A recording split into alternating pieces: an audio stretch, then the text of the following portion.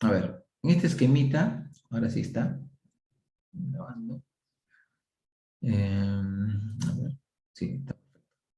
En este esquemita estamos viendo lo que sería una válvula parcialmente abierta. Como está parcialmente abierta, el flujo no circula en toda su dimensión, en toda la dimensión de la tubería, sino que circula, digamos, a través de un estrechamiento. O sea que este esquema se parece a esto, una reducción, un estrechamiento. Entonces, ¿qué es lo que va a pasar aquí? Ya que la sección de la tubería se ha visto reducida, lo que ocurre es que la velocidad se va a incrementar. Continuidad, ¿no? Caudal de ingreso es igual a caudal de salida. Área por velocidad 1 tiene que ser igual al área por velocidad 2. Como esta área 2 se ha reducido, entonces necesariamente la velocidad aquí se incrementa. Gráficamente, si nosotros graficamos velocidad y presión, nosotros vamos a ver que al acercarnos a esta zona, las velocidades se acercan, se acelera el flujo. Las velocidades se incrementan. Y después que pasan esta obstrucción, esta válvula parcialmente abierta, nuevamente las velocidades van decreciendo hasta volver aproximadamente a su condición inicial. Es el comportamiento de la velocidad. Por el contrario, ¿qué pasa con la presión? Como le dije en la clase pasada, si esta tubería es horizontal, o está inclinada, no interesa. Las cotas son invariables porque la tubería está instalada. Las cotas son invariables. Entonces, si nosotros decimos que aquí la velocidad se ha incrementado, es decir, la energía cinética se ha incrementado, ¿de dónde salió ese plus de energía cinética? No se crea la energía. Entonces, alguien tiene que haber cedido esa energía. Es decir, se ha debido de haber transformado algún otro tipo de energía en energía cinética. Ya que las cuotas no varían, o sea, la posición no varía, la energía potencial es constante. La única opción es que lo que esté variando es la presión. Efectivamente, si ustedes observan este gráfico de las presiones y qué es lo que está pasando aquí, al llegar hacia esa contracción, las presiones caen.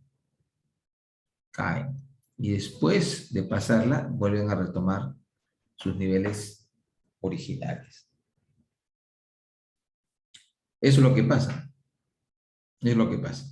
Y esto puede involucrar la aparición justamente de cavitación. Esta es la presión que está circulando, la presión que se está manifestando en el sistema.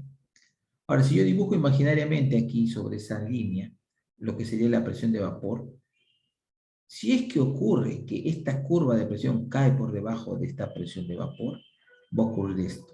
Van a empezar a formarse como burbujas de vapor de agua. ¿Por qué? Porque ya que esta presión cayó por debajo de la línea de presión de vapor,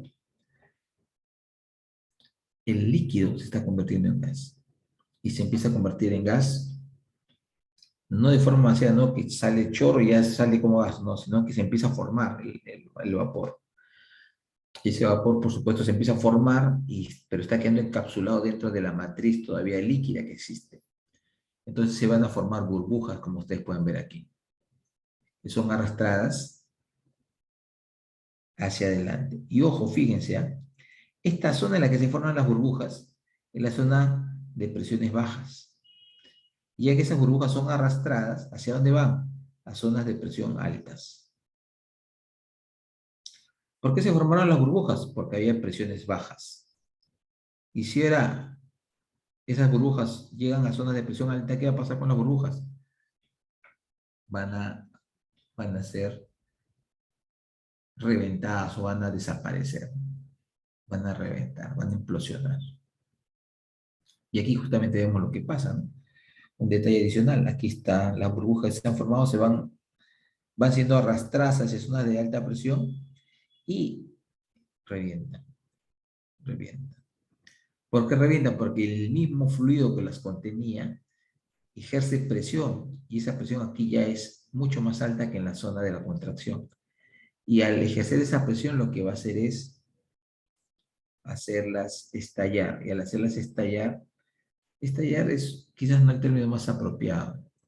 Lo que ocurre es esto, si hacemos acá un pequeño zoom, lo que ustedes van a ver es que si esta es la pared del tubo, digamos,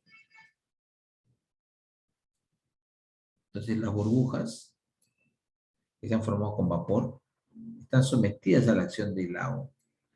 Entonces, esta presión que está actuando sobre esta burbuja lo que va a hacer es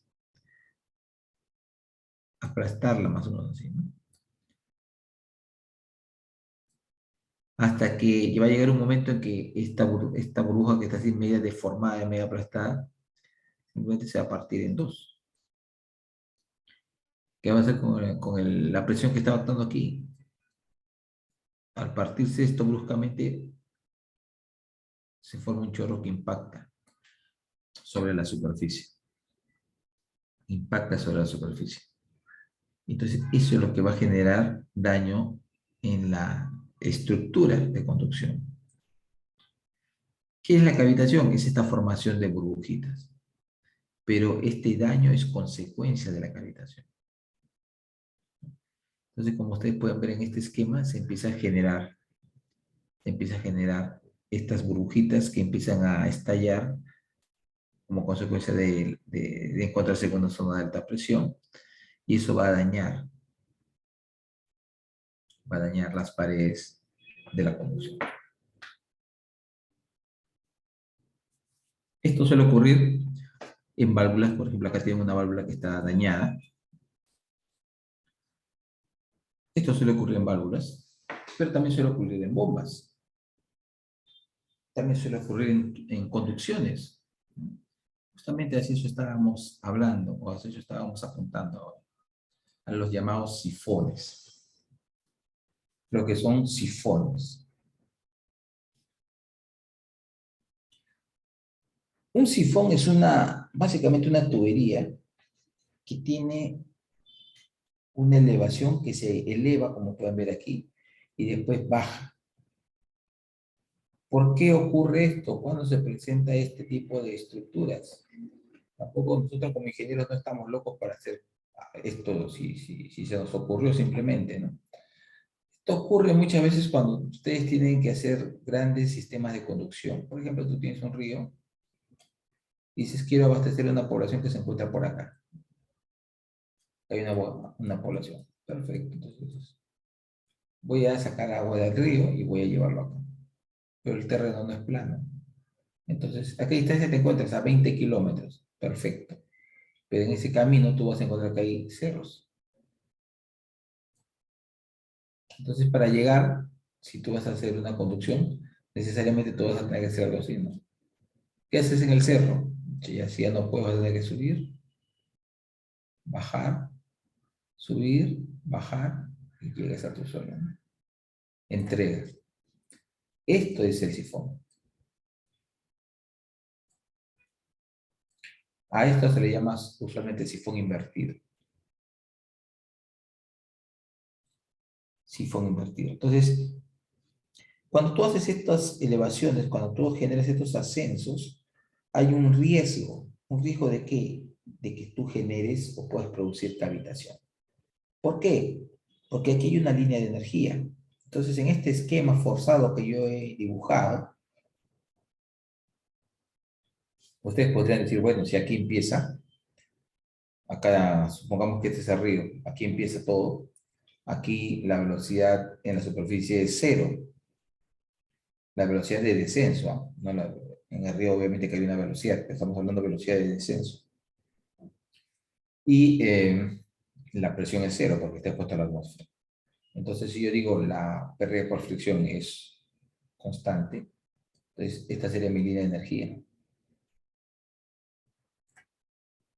Como pueden ver aquí, en esta zona, la tubería ha quedado por encima, ha quedado por encima de la línea de energía. En esta zona también ha quedado por encima de la línea de energía. Entonces,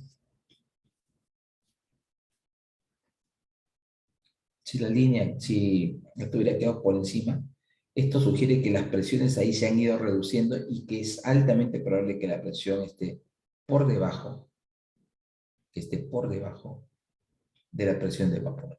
Entonces, en esas zonas se van a producir, se va a producir el fenómeno de cavitación. Se va a producir la cavitación. Esto se puede evitar, claro, pues porque para algo somos ingenieros, ¿no? Alguien podría decir así algo, así en forma apresurada. ¿Qué tal si agarramos y hacemos por aquí, para evitar que haya cavitación, hacemos un túnel? Ya está, se acabó. Chao cavitación. Efectivamente, ya no va a haber cavitación. Si hago eso, ya el flujo iría por aquí abajo y ya no se generaría este problema. Ya no habría ese problema.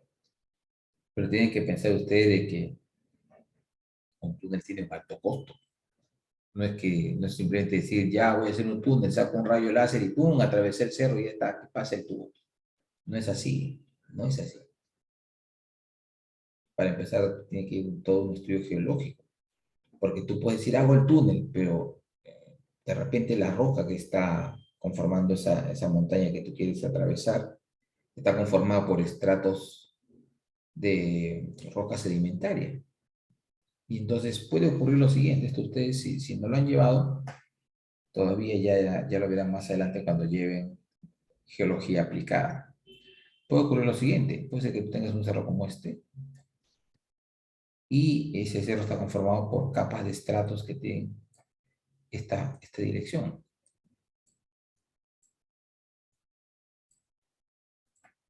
Entonces, ¿qué pasa si tú haces acá un túnel? Esto va a tender a deslizarse hacia allá. Y esto se puede desmoronar así. Claro, en este caso lo he hecho más o menos tendido, pero ustedes entenderán de que en un caso mucho más crítico, ustedes podrán tener algo como esto, ¿no? Si esto es no sé cómo está. Si esto es el cerro, puede ser que ustedes tengan estratos así, más empinados, ¿no? Lo cual no es raro, ¿eh? Si ustedes piensan, por ejemplo, en la montaña, en la famosa montaña de 7 colores del Cusco, tiene más o menos estratos de esas características. Entonces no es algo del otro mundo tampoco. Entonces en este caso ustedes agarran y dicen voy a hacer mi túnel y ahí adiós con el proyecto, ¿no? Porque ustedes hacen esto y todos estos estratos se le van a ir encima. Se van a empezar a caer sobre el puente. Entonces eso es algo de alto riesgo. Entonces cuando ustedes quieren hacer un túnel tienen que hacer todo un estudio geológico para ver si es posible o no es posible. Además tienen que ver si es que hay en la zona aparte de la dirección de los estratos, hay que ver si es que hay fallas, sistemas de fallamiento, si hay diaclasas, todo eso, ¿no? O sea, no es algo tan simple como voy a un hueco y paso la tubería por ahí. No, no se puede. Entonces, hay que, usualmente, además de que esto es muy caro, como ya dije, hay que usualmente trabajar y vivir con sifones, ¿no? Es en muchas circunstancias la solución más barata, funcional e ingenieril. Entonces hay que saberlos usar. Simplemente lo que hay que hacer es verificar, tener cuidado de que no se vaya a generar cavitación. Y si es que se va a formar cavitación, entonces lo que hago simplemente es busco un punto donde pueda yo jugar con la cavitación. Es decir, si ustedes tienen un cerro que tienen que cruzar, el cerro no va a estar siempre así, ¿no? Ustedes si paran frente a una cordillera, ustedes van a ver que el cerro está bajando, subiendo, así va, ¿no? Por acá, por supuesto, viene la pendiente del cerro. O sea, hay partes más altas, partes más bajas, cumbres más altas y cumbres más bajas dentro de esa montaña. Entonces, yo no tendría por qué cruzarlo por esta zona, si la zona más alta. Mejor trato de cruzarlo por aquí, que en la zona más baja, tratando de controlar, como dije, que no se presente cavitación. Entonces, esto es un sifón, como les mencioné. Muchas veces ustedes van a encontrar también la presencia de sifones invertidos, pero en este caso nos interesa esto, el sifón propiamente, porque ahí puede ocurrir cavitación. Si el sifón está invertido, ahí no va a ocurrir cavitación, pues, ¿no? ¿Por qué tendría que ocurrir cavitación ahí? Ahí las presiones están garantizadas, más bien.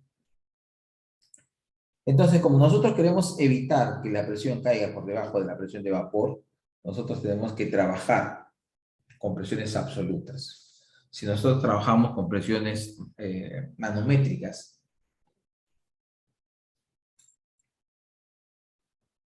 si trabajamos con presiones manométricas, entonces nos van a salir presiones negativas, o sea, no se va a poder manejar. No se va a poder manejar. Entonces, en el esquema anterior, por ejemplo, aquí yo puedo analizar el punto A y el punto C. Entonces, puedo decir entre A y C, vamos a hacer una evaluación. En el punto A, tomando en cuenta que es un reservorio, en la parte superior del reservorio, decimos que la velocidad de descenso es cero, la cuota es cero, y lo único que tenemos es la presión. La presión también debería ser cero, pero como estamos tomando la presión absoluta, va a ser 10.33, o sea, tomando en cuenta la presión atmosférica. Y eso sería igual a qué? En el punto C, en el punto más alto que se está evaluando, J, presión sobre gamma, B cuadrado CO2, más la pérdida correspondiente. Aquí alguien puede decir, me falta la pérdida por accesorio. Claro que sí. Para empezar, aquí hay una entrada, ¿no? Hay una entrada. Entonces, por ahí nomás ya hay una pérdida por accesorio. Pero también hemos dicho que cuando las longitudes son mucho más grandes, son muy grandes, entonces se puede despreciar. Entonces, en este caso, simplemente se está planteando la expresión considerando de que las longitudes son grandes y que se puede despreciar las pérdidas por accesorio. Entonces, planteado de esta forma, simplemente nosotros decimos, la pérdida por fricción depende de qué, de F, de la velocidad, del diámetro, de la rugosidad, ¿ok? Esto es calculable. La velocidad también. Pero aquí, yo puedo despejando calcular esta presión. ¿Cuál va a ser la presión en mi sistema? ¿Cuál va a ser la presión en ese punto en la parte superior? ¿Cuánto va a ser la presión aquí, en el punto C? Resolviendo esto, yo saco esa presión y la comparo con la presión de vapor. Si cae por debajo, cavitación, va a haber cavitación. Sí o sí, no le demos vuelta, va a haber cavitación. Y lo que tenemos que hacer es evitar que ocurra esto, ¿no? En buena cuenta lo que hay que hacer es evaluar esto, ¿no? Presión menos la presión de vapor. Estamos hablando de presión absoluta. Recuerden que es presión absoluta. Cuando vamos a evaluar eh, cavitación, hay que trabajar con la ecuación de energía, pero considerando la presión absoluta. ¿Ya? Básicamente es eso. No hay más que hacer. Hay que verificarlo, simplemente hay que llevar un control. Ahora, ¿cuánto es la presión de vapor? Bueno, eso depende de la temperatura, ¿no? Usualmente el agua consideramos que cuando se transporta está a, perdón, a 10 grados, de 10 a 15 grados, ¿no? Entonces, un rango más o menos manejable de los valores de la presión de vapor está en este orden, de 0.2 a 0.3 kilogramos por centímetro cuadrado. Recuerden ustedes que la presión de vapor depende de la temperatura del fluido. Y el agua que ustedes van a encontrar cuando abren un grifo, cuando están sacando el agua de un río, no es agua a 20 grados, no es agua a 25 grados, el agua no está hirviendo. Alguien dirá, pero en un manantial puede ser aguas termales. Pues eso es otra cosa, pues, pero tú no vas a estar sacando aguas termales para llevar a abastecer agua a una población. Usualmente eso no ocurre. Usualmente no. Por ahí puede haber un caso especial, pero usualmente eso no ocurre. Entonces el rango más o menos de la presión de vapor está aquí, entre punto 2 y punto 3. Eso no quita que si por algún motivo extraño, en algún lugar alejado de nuestro país o del mundo, si no hay otra fuente de agua, alguien quiere extraer agua de un manantial o aguas termales de manantial, y esas aguas termales tengan una temperatura superior, bueno, entonces simplemente calculan en base a tablas, base a las tablas de propiedades del agua, y te fijas cuál es la presión de vapor para esa temperatura. Y con eso haces tu análisis. Entonces, lo que hay que verificar es que esta relación sea positiva. Tiene que ser positiva. Si sale negativo, entonces estamos mal. Hay que evitar eso. Hay que evitar eso. En el caso de las bombas, en el caso de las bombas hay que tomar en cuenta la carga neta positiva de succión que ocurre en la bomba. El NPSH, son las siglas con que se les conoce usualmente. NPSH.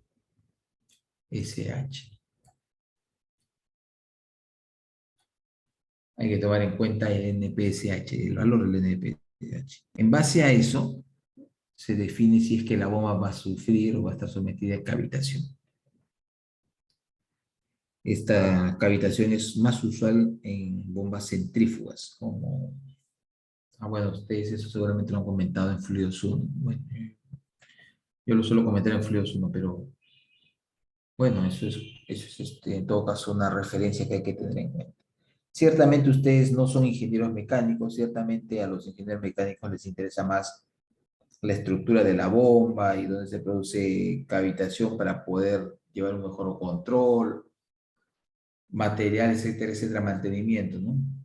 Pero siempre es bueno tener algunas ideas, algunas nociones de qué es lo que está pasando como ingenieros civiles, ¿no? Tener por lo menos una noción. Ya después, obviamente ustedes no van a reparar motores, ¿no?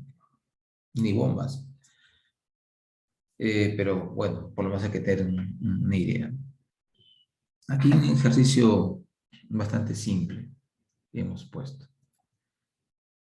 Dice lo siguiente, dos tanques o dos estanques dos estanques A y B conectados por una tubería que pasa por un punto C, ubicado por encima de la superficie libre del estanque A.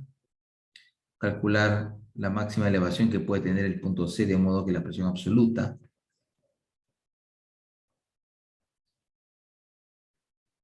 en el punto C sea equivalente a 2,4 metros de columna de agua. Esta condición es impuesta a fin de evitar la cavitación. La longitud total de la tubería es de 1000 metros. La longitud entre A y C es de 400 metros. La diferencia de nivel entre ambos estanques es de 15 metros. El diámetro de la tubería es de 0,4. Considerar que el coeficiente de Darcy es 0,04. Calcular además el gasto.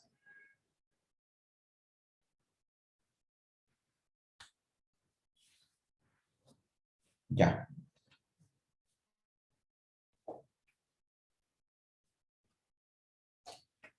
Bueno, este problema como está planteado sugiere lo siguiente. Sugiere lo siguiente.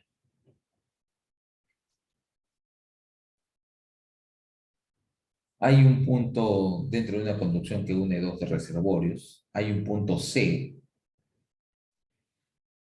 cuya elevación puede ser un problema,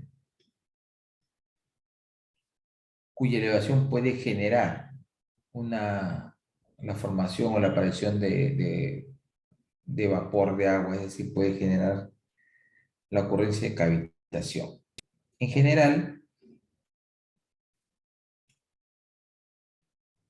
si nosotros tenemos aquí un estanque que tiene una superficie de agua con presión atmosférica, si esta es la línea de energía, acá tengo otro reservorio que está sometido a presión atmosférica, si esta es la línea de energía y esta tubería pasa por encima, esto ya sugiere de que va a haber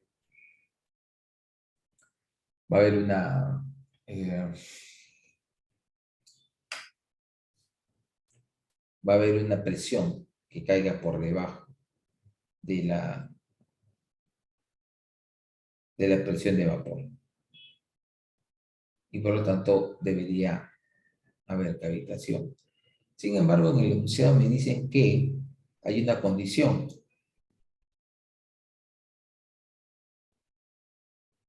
propia de este sistema, propia de la tubería,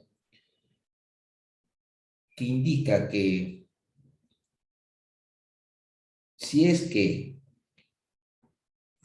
la presión absoluta en el punto C es equivalente a 2.4 metros de columna de agua, entonces no va a haber cavitación. Solamente si cae por debajo va a haber cavitación.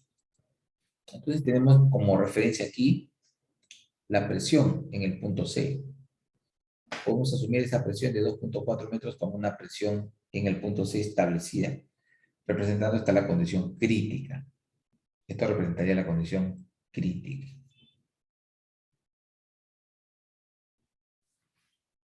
Bueno, entonces vamos a ver. Voy a tratar de resolver el problema usando mi mouse porque la computadora que siempre uso, que tiene pantalla táctil, me permite escribir y dibujar encima. No la estoy usando ahora, entonces voy a tener que hacer el mouse y espera que no se me complique mucho la redacción, pero bueno.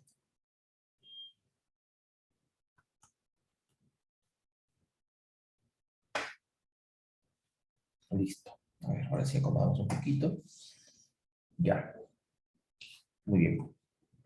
A ver. A, B, C. Ya, acá tenemos A, presión en A0, presión en B0. Velocidad 0, Z0. Ya. La presión acá, si vamos a trabajar como presión absoluta, va a ser la presión atmosférica.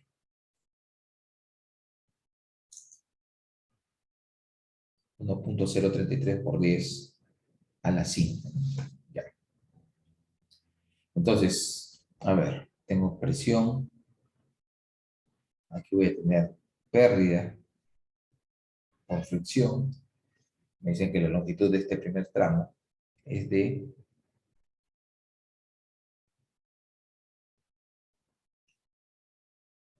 400 metros. Ya está, perfecto. Desde A a C, 400 metros. Muy bien.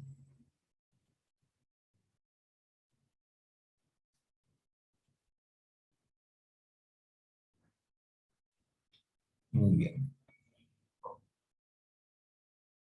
Miren, si yo explico aquí la ecuación de energía entre A y C, va a pasar lo siguiente.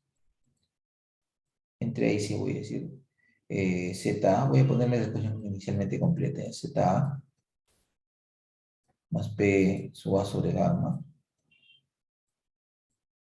más B sub A al cuadrado sobre 2G igual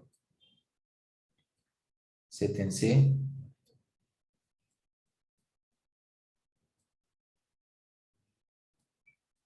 más P sub C sobre gamma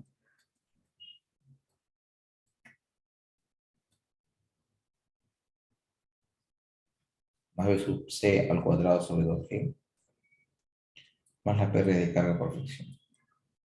Si yo hago esto, inmediatamente diré, a ver, en el punto A, si yo asumo que aquí tengo mi nivel cota 0, entonces esto será 0, la velocidad de descenso 0, y aquí esta presión sería 0, pero en este caso no, porque estamos hablando de presión absoluta. Esta va a ser la presión atmosférica. En el punto C, aquí en el punto C, la cota, la ubicación del punto C, no la tengo. No la tengo. Esto no se conoce. La presión en C la conozco. Me dicen que como máximo debe ser 2.4 metros de columna de agua.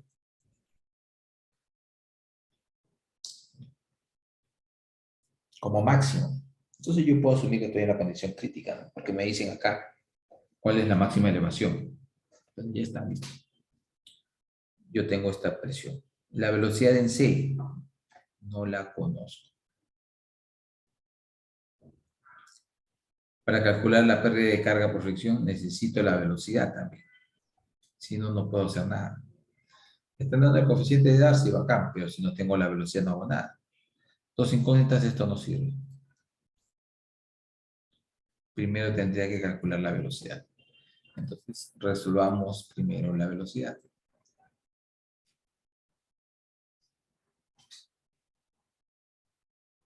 Para resolver la velocidad, este es un problema muy fácil. Si ustedes recuerdan, nosotros dijimos lo siguiente. Dos reservorios conectados. Entonces, la diferencia de cotas es igual a la suma de pérdidas.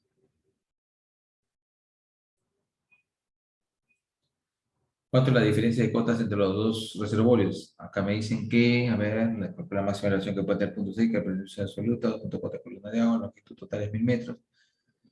La longitud, entre 6 400, la diferencia de nivel entre ambos estanques es 15 metros. O sea que esto es 15. Igual. Bueno, ahora ponemos las pérdidas de carga, no la suma de pérdidas.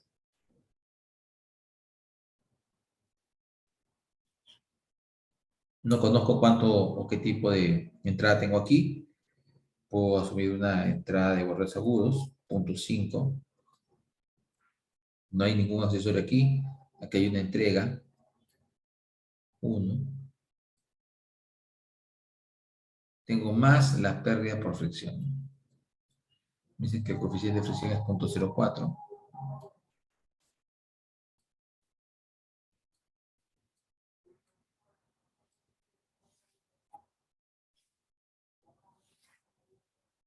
Por la longitud total de la tubería, que es 1000.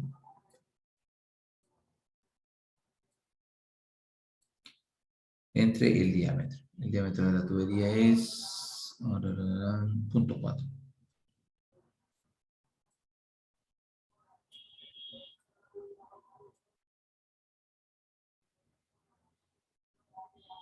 Ya, entonces tengo acá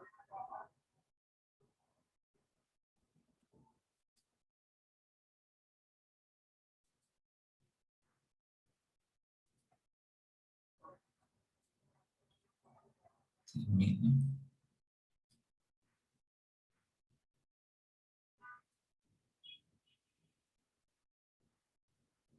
Ya. A ver, vamos a ver esto aquí. No lo podemos dejar ahí, no hay problema.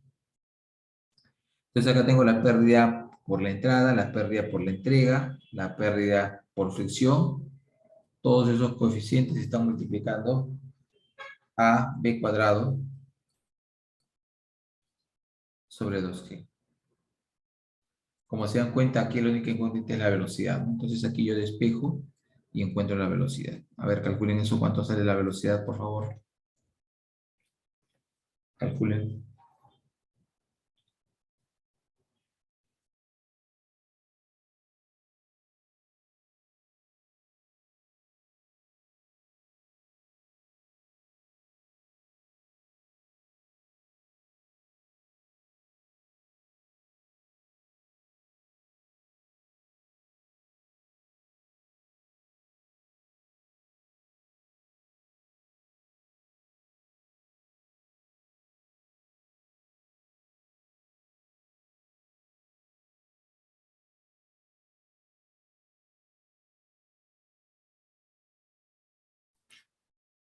¿Cuánto salió?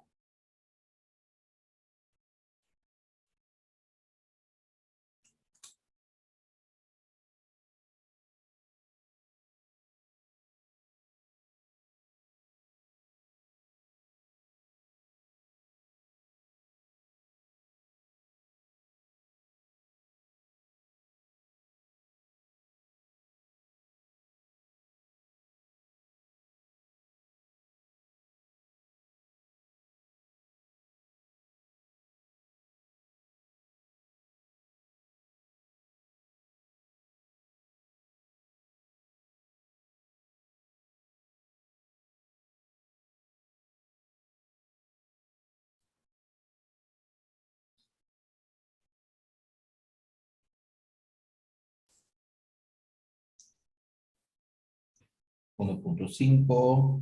Acá tenemos 100, 101.5,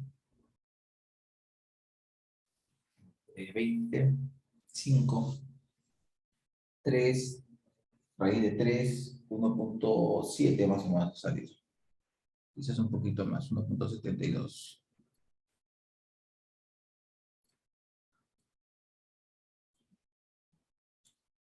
¿Cuánto sale? A ver.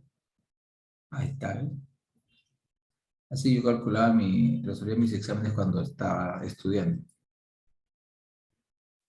Ahorita, ¿cuánto cuesta una calculadora programable? Creo que cuesta como $100, ¿no? $100 más o menos. Y el sueldo mínimo está en 950, o sea, es como casi $300. Cuando yo estudiaba, la calculadora programable costaba, en esa época estábamos en soles, creo que era como 150 soles. Y el sueldo mínimo estaba como en 180 soles. O sea, era casi un sueldo entero. Una barbaridad el costo. Una bestialidad. Claro, una computadora cuesta mucho más caro. Pero bueno, entonces ahí aprendí a hacer cálculos, hacía logímetro, ¿no?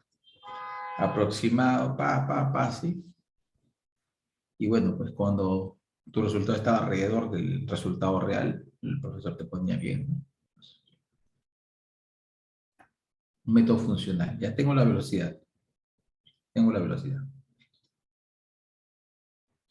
Ahora sí puedo hacer el análisis que me estaban pidiendo del punto C.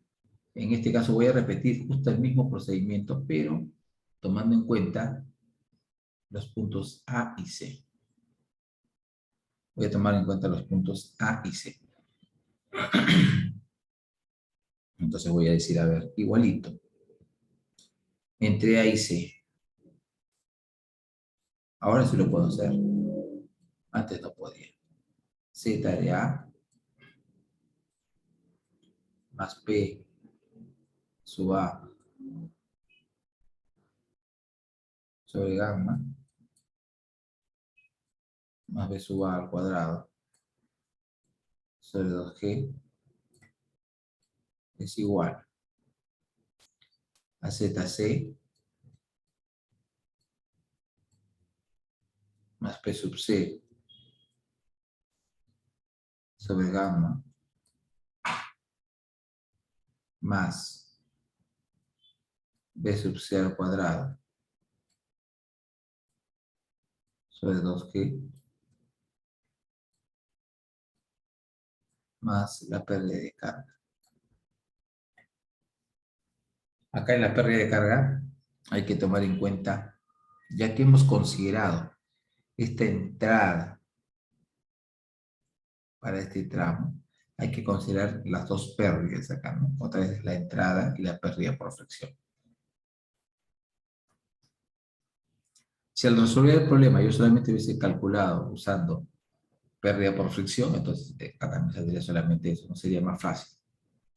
Pero voy a ponerle aquí entonces, para no estar escribiendo demasiado, suma de pérdidas. Suma de pérdidas. Sub I.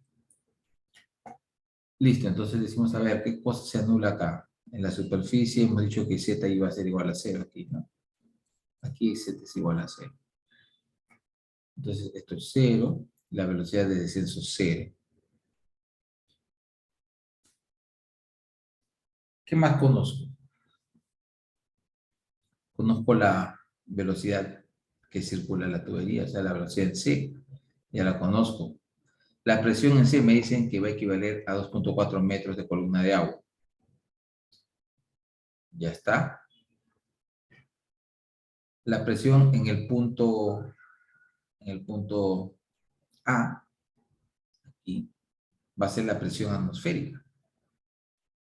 ¿Sí? Va a ser la presión atmosférica.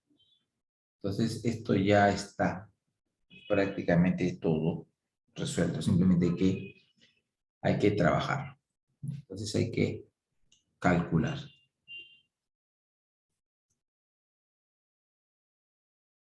Muy bien, entonces yo quiero saber cuál es la cota de C. Para calcular la cota de C, todo esto lo tendría que despejar al otro lado con signo negativo, ¿verdad? Todo lo demás tendría que pasar al otro lado con signo negativo.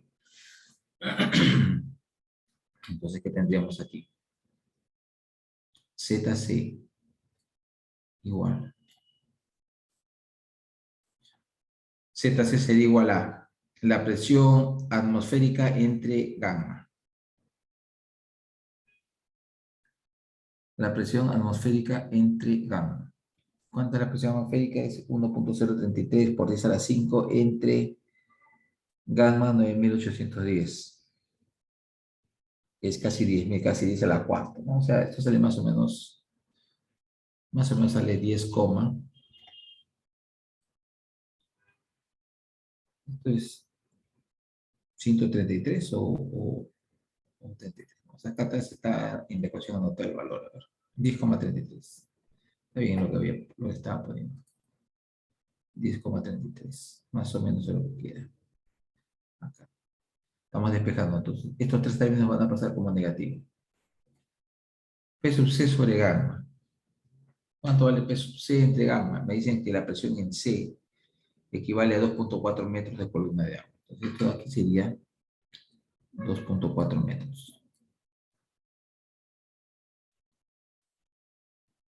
Más la velocidad al cuadrado sobre 2G. Ya aquí esto se simplifica, ¿no? ¿Por qué? Porque tenemos, ¿qué cosa? Tenemos que las pérdidas van a tener este mismo valor.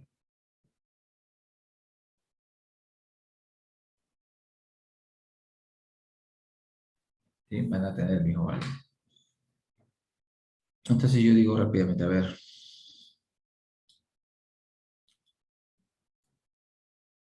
b cuadrado sobre 2G. Esto lo voy a incluir acá para que factorice todo. Tendría primero coeficiente acá 1, más la pérdida por entrada, coeficiente 0.5, más la pérdida por fricción, F por L sobre D, ¿no? O sea, esto que está aquí, 0.04 por 1000 entre 0.4. Esto salía 100, ¿no?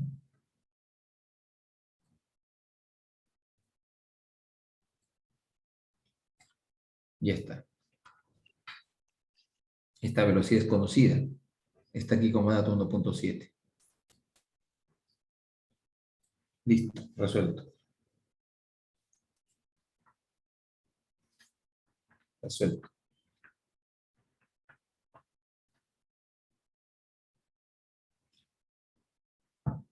Yo podría plantear un problema parecido en que le dijese, el conducto, la tubería transporta agua a 10 grados de temperatura, a 10 grados Celsius de temperatura.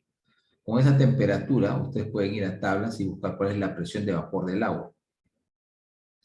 Y sabiendo cuál es la presión de vapor, lo que tendrían que hacer es, en este caso, calcular, como en este problema, la cota en C, la cota máxima permisible. Como dije nuevamente, la presión de vapor, ¿dónde entraría aquí? Entraría acá. Esa sería la condición crítica para la cual no ocurre.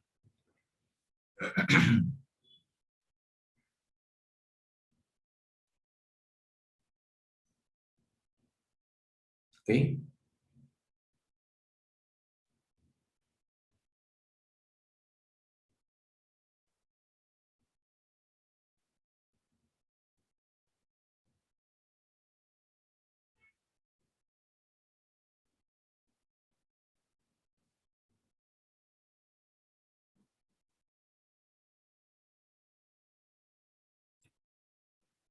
Bueno, ¿alguna pregunta?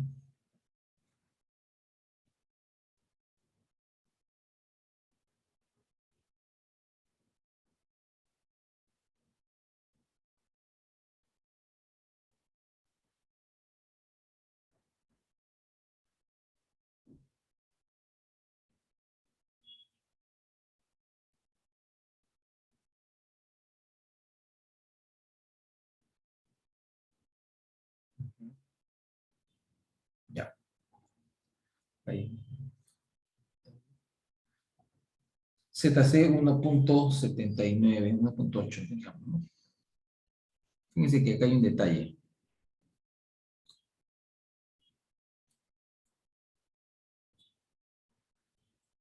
1.8 metros. En la vida real, pues tú no estás viendo cuánto va a ser la sobrelevación que tú vas a diseñar, ¿no? Que tú vas a permitir o que la tubería te va a permitir. En la vida real, tú lo que haces es haces tu trazo tentativo. Ese trazo lo haces en planta. Tienes tu plan, tu mapa, tus curvas de nivel y sobre esas curvas de nivel empiezas a hacer tu trazo. Esa es la vida real, así es como trabajamos. Entonces vamos a ver aquí, voy a añadir una diapositiva en blanco para comentar un ratito esa situación.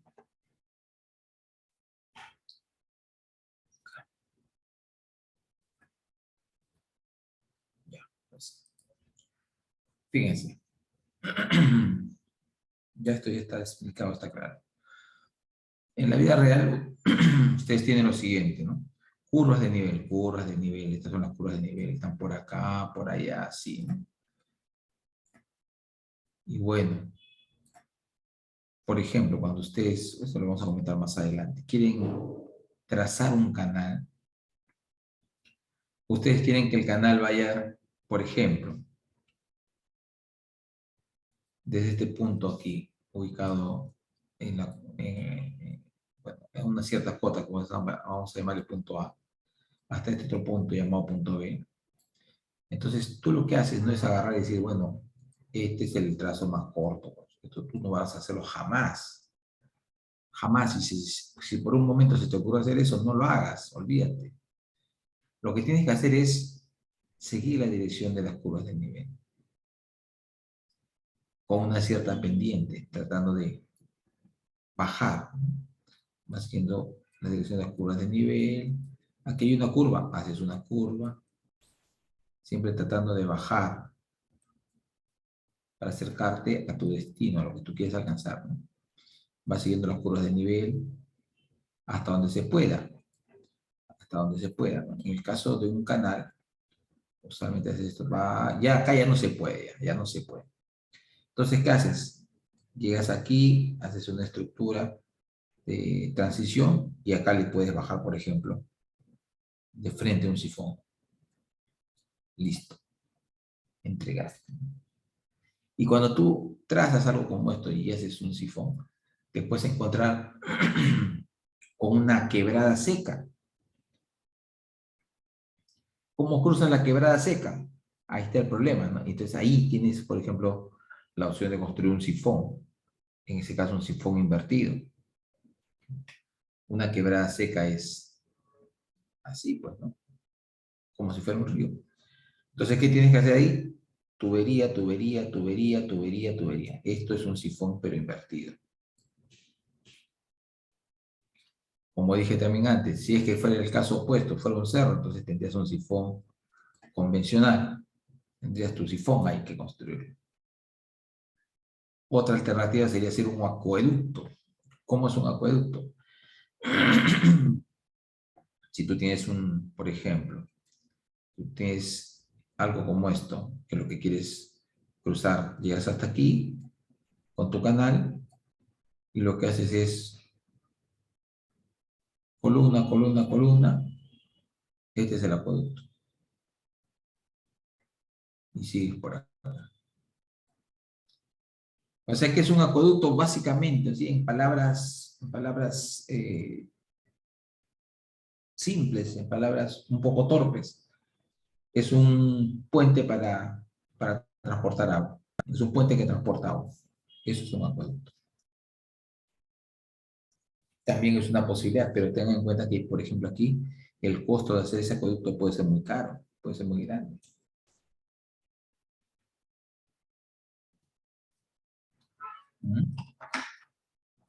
Los romanos, por ejemplo, en Roma, en Europa, hay restos de acueductos construidos por los romanos impresionantes, muy grandes. ¿Cómo construían los romanos? Agarraban y decían, bueno, esto acá es lo que tengo que hacer, ¿no? Ya, perfecto. Bueno, mandamos 1000 esclavos acá.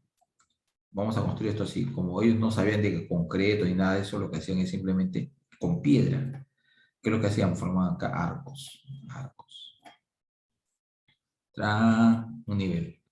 Terminaban otro arco. Acá, arco, arcos. Otro nivel terminado, ¿no? Encima otro arco. Otro nivel, hasta que llegaban a la cota que ellos querían. Entonces ustedes van a ver en algunas fotos que hay por ahí turísticas, así en de diferentes ciudades de Europa, en España, hay unos acueductos muy impresionantes, que se ve así, se ve parecieran ventanas de algo, ¿no? El resto de una ventana no es así. Eso es un acueducto, por arriba está pasando el agua, sino que todo lo demás es la estructura que le da soporte. Ahora se podría hacer algo así, pues, sería pues algo impensable tratar de hacer una estructura de ese tipo, ¿no? Para eso está el concreto, ahora el concreto se vacía y se construye rapidito. Pero esto no es algo nuevo, ¿no? Este tipo de estructuras existe hace cientos de años, ¿ya? Entonces, el análisis de cavitación, como estamos comentando, se centra básicamente en evaluar las presiones absolutas, evitando o tratando de evitar que caigan por debajo de la presión de vapor. En un caso real, como dije, lo que se hace es, se hace el trazo en planta. Se hace el trazo en planta. Trazaste un sifón en planta, ya está, listo, perfecto. Y ahora, ese trazo en planta lo conviertes en un dibujo o haces una elevación de ese trazo en planta. Y te fijas cómo están las cotas y haces tu análisis. Ahí, cuáles son los puntos críticos donde podría haber cavitación. No te vas a poner a calcular cavitación en cada punto pues, donde hay un cambio de pendiente, no, sino en el punto probable donde podría haber, en el punto más crítico. Ahí ese es el cálculo y verificas. Si no hay, olvídate, pues no hay problema. No hay problema. Un caso especial que vamos a mencionar dentro de lo que es sistemas de tuberías son las llamadas boquillas convergentes que se pueden instalar al final de una tubería. ¿Con qué objetivo se hace esto? Con el objetivo de incrementar la velocidad. Si tú incrementas la velocidad, esto obviamente te puede representar algo positivo si estás hablando de una central hidroeléctrica. En una central hidroeléctrica, si el chorro tiene mayor velocidad, genera obviamente un mayor torque y se va a generar mayor energía eléctrica, se va a producir mayor energía eléctrica. Entonces, muchas veces se hace uso de este tipo de accesorios. Pero esa boquilla por sí misma ya está cambiando las condiciones de flujo y por lo tanto genera una pérdida. ¿Cómo calculamos la pérdida de esta boquilla convergente? Con lo que pueden ustedes ver aquí. Esto sería el K del accesorio. Se calcula como 1 sobre el coeficiente de velocidad al cuadrado menos 1, multiplicado por la velocidad de salida. O sea, la velocidad que sale aquí, no la de acá, no la que estaba antes de la contracción. La velocidad de salida al cuadrado entre 2G. Eso es esa es la forma en que se hace el cálculo. ¿Qué cosa es el coeficiente de velocidad? Ya sabemos que el coeficiente de velocidad, eso también lo han estudiado en Fluidos 1, es un factor de corrección, digamos, de las velocidades. Cuando tú tienes una boquilla, cuando tú tienes un orificio, tú tienes una sección de boquilla, tienes una sección de orificio y por lo tanto tú tendrías ahí una, eh, una velocidad determinada. Sin embargo, debido a la geometría, realmente el chorro que sale por la boquilla, el chorro que sale por el orificio está contraído. O sea, no ocupa todo el diámetro de ese orificio, de esa boquilla. Entonces, ese cambio en la contracción, en la sección del orificio, en la sección respecto a la sección del chorro, genera un cambio también en la velocidad real que sale. Entonces ahí se debe usar un factor de corrección que se le llama coeficiente de velocidad. En este caso, en esta boquilla igual, ¿no? Si nosotros hacemos un zoom, nosotros podemos decir lo siguiente. Esta es la boquilla. exagerando un poquito. Entonces, el flujo viene por acá, el flujo viene por acá, o viene por acá. ¿Por qué este fluido que está saliendo de la boquilla, una vez que salga la boquilla, por qué tendría que ahora mantener este diámetro que está aquí? O sea, el fluido es loco para que llegue aquí y de repente se hace todo horizontal, así. Eso jamás va a ocurrir, pues eso no tiene ningún sentido. Físicamente es imposible eso. ¿Qué es lo que va a pasar? Por inercia, el fluido va a mantener este movimiento. Va a tender a mantener ese movimiento. O sea, va a estrecharse todavía un poco más. ¿No? Y más aún, aquí al salir, la gravedad lo empieza a afectar y esto empieza a aplastarse.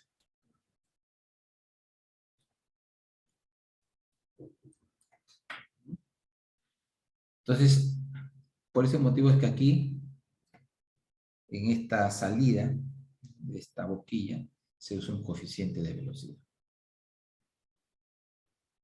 Está asociado a un coeficiente de velocidad.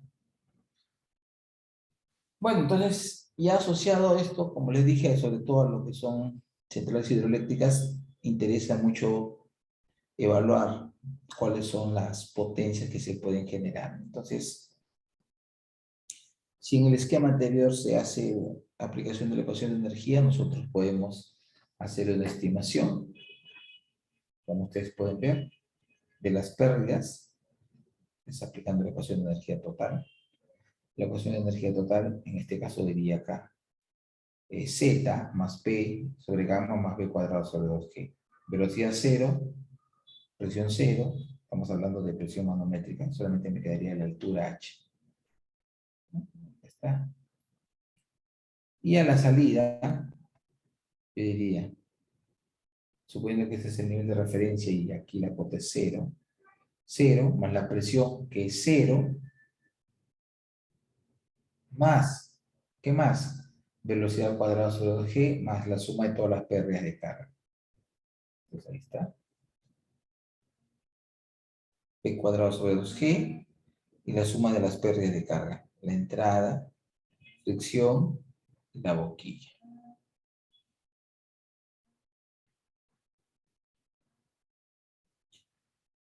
Ustedes, lo único que necesitan saber de las boquillas finalmente es cómo calcular su pérdida, porque lo que es aplicación de la ecuación de energía ya es algo trivial, ¿no? Ya eso ustedes lo manejan. Y bueno, conociendo pues, conociendo cuál es la pérdida, ustedes aplicando la ecuación de energía pueden hallar la velocidad de salida y con esa velocidad de salida pueden calcular cuál sería la potencia que tiene asociada el chorro, es decir, la potencia teórica, la potencia bruta que podría generar o podría convertirse en energía eléctrica. Podría, digo, porque si bien esta es la potencia del chorro, cuando impacte sobre los álabes de una turbina, va a haber disipación de energía. ¿Por qué? Por el mismo impacto. Uno, dos, todas las máquinas hidráulicas, como vamos a ver en unos minutos, tienen cierta ineficiencia, es decir, no convierten completamente toda la energía de uno a otro tipo, no lo convierten totalmente, sino que hay una parte que se pierde, hay una parte de energía que se disipa. ¿Propio de qué? Propio de que estás trabajando con un sistema electromagnético. Ustedes saben que cuando trabajan con, eh, con conductos de cobre, los conductos de cobre, por donde circula una corriente, generan o tienen asociados un campo magnético. Y los campos magnéticos, si están en movimiento, generan una pérdida, generan, perdón, una corriente inducida.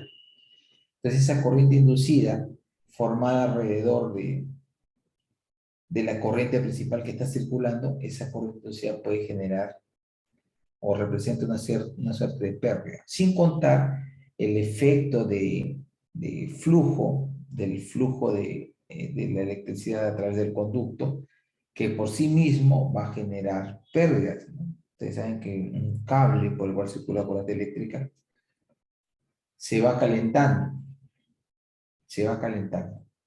y ese incremento de temperatura representa pues una disipación de energía dentro del conducto. Entonces siempre va a haber pérdidas, no hay una máquina eficiente, siempre va a haber pérdidas. Entonces esta potencia que se calcula es la potencia del chorro, la potencia que podría aprovecharse en una turbina, en una central hidroeléctrica, pero toda esa potencia no se va a convertir en electricidad. ¿Por qué? Porque las turbinas tienen una eficiencia. Más no se puede hacer. No hay magia suficiente para convertir todo eso en energía. Bueno, aquí hay un ejercicio muy simple, ya como estamos viendo, esto es básicamente aplicación de la ecuación de la energía. Ya ustedes lo resuelven para practicar. Acá hay otro más, son ejercicios relativamente simples.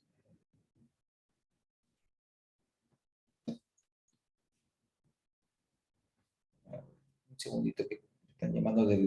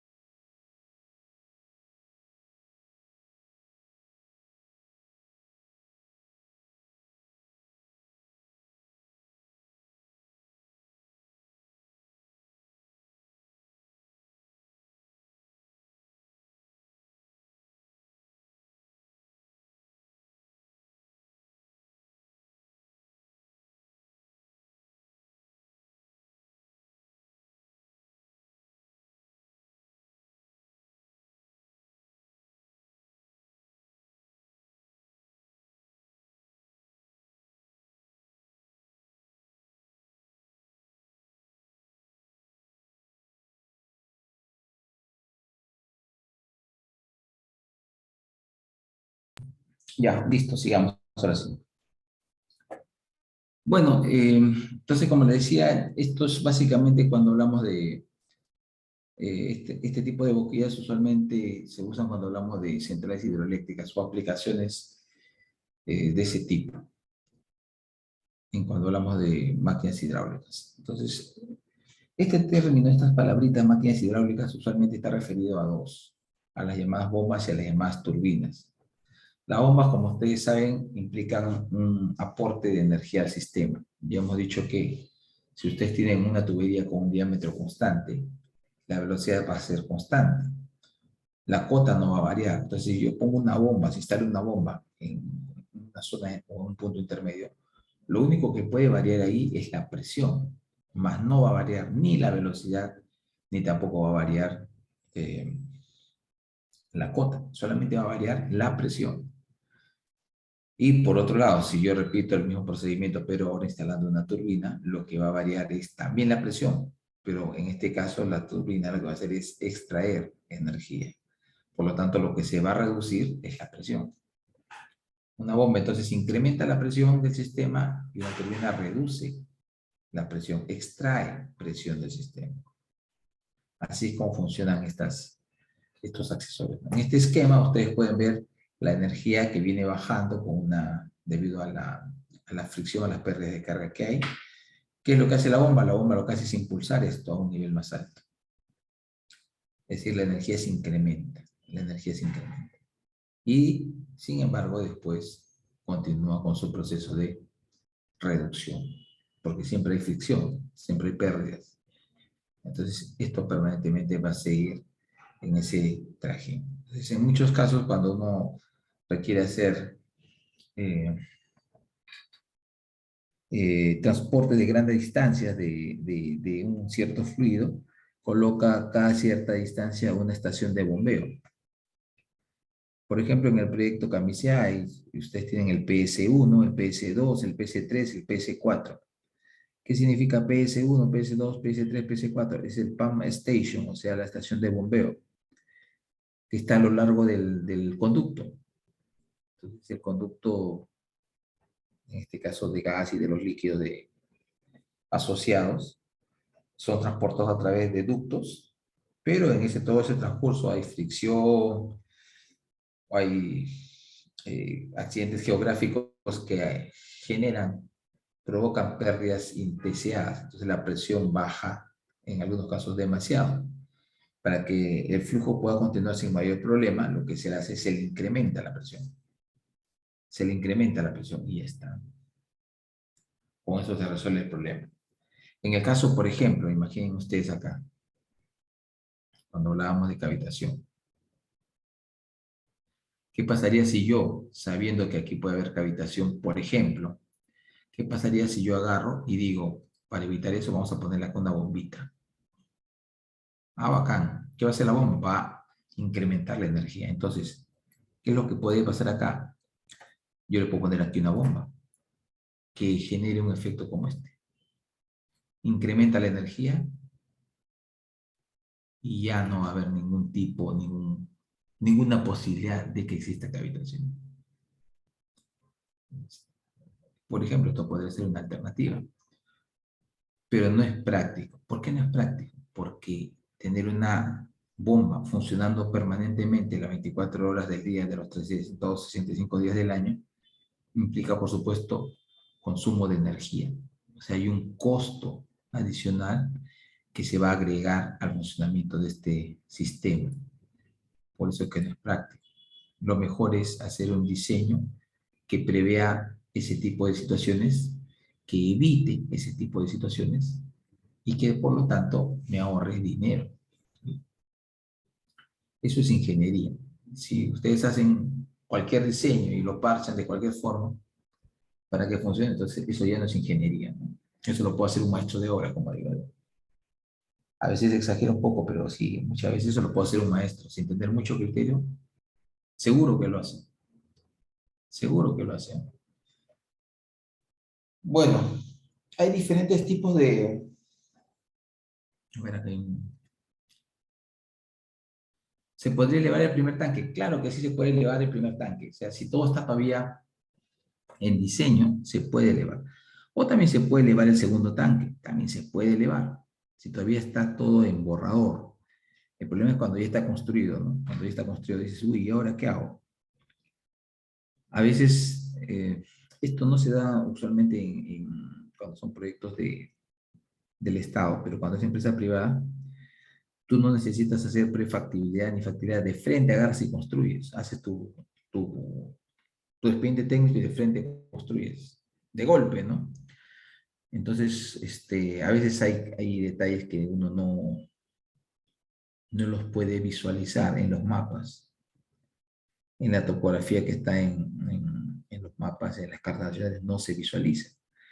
Por ejemplo, cuando nosotros hicimos un proyecto una vez para unos canales que tienen como cerca de 70 kilómetros de longitud, me acuerdo que nosotros hicimos todo un trazo inicialmente en cartas nacional.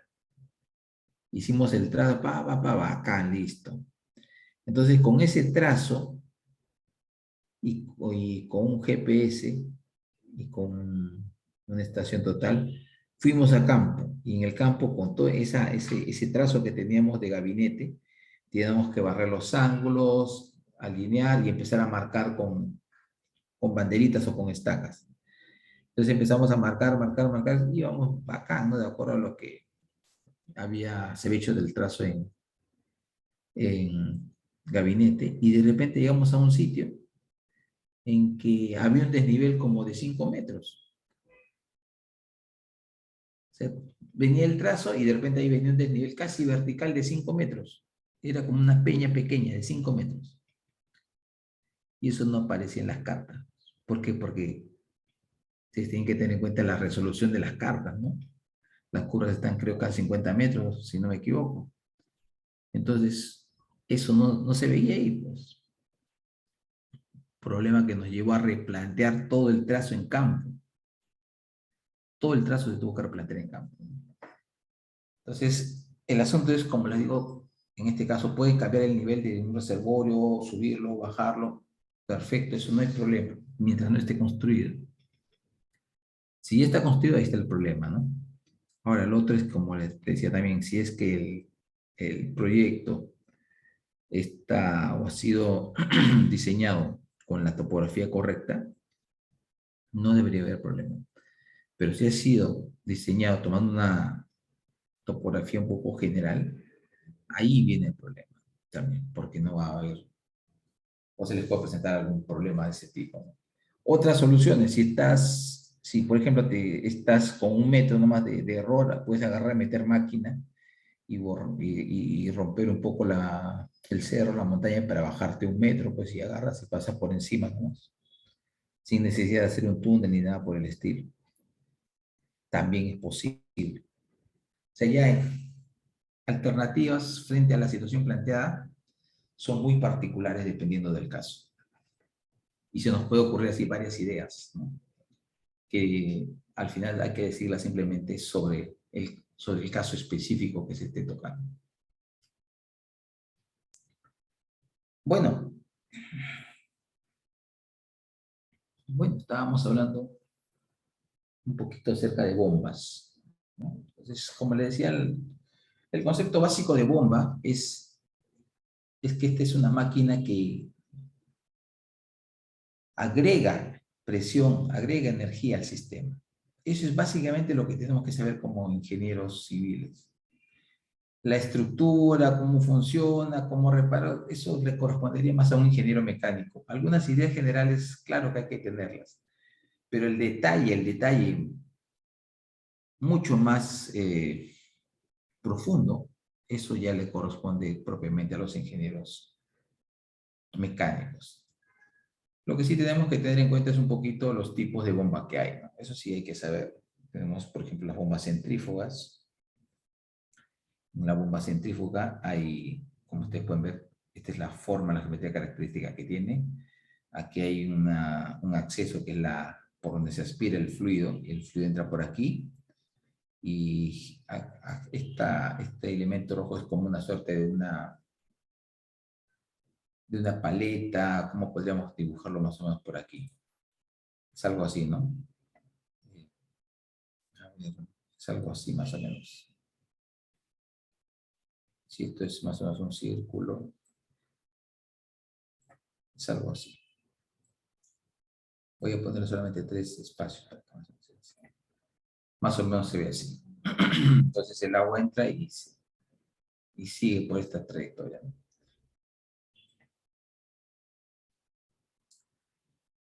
Más o menos así es la figura. Si ustedes no se puede ver bien de repente en la imagen, pero aquí este elemento rojo, por aquí se nota que tiene unas aberturas, ¿no? Entonces, justamente el movimiento que se genera debido a que esto puede girar, al ingresar el flujo, lo que hace es darle impulsión al chorro de agua. Entonces, el flujo entra por aquí, el flujo entra por acá, esto gira, y con ese impulso, el agua sale por acá. Sale impulsado. Ese es el funcionamiento más o menos a grosso modo de este tipo de bombas, que son las bombas centrífugas. Este tipo de bombas tiene un problema característico, que es la ocurrencia de cavitación. En este tipo de bombas sí o sí hay cavitación. ¿Por qué? Porque hay zonas de baja presión en donde el fluido, debido a la baja presión, va a caer por debajo, su presión va a caer por debajo de la presión de vapor. Se forman burbujitas por aquí, pero como esto está girando, esas burbujitas son arrastradas hacia afuera. Y aquí en la zona de alta presión, esas burbujitas revientan.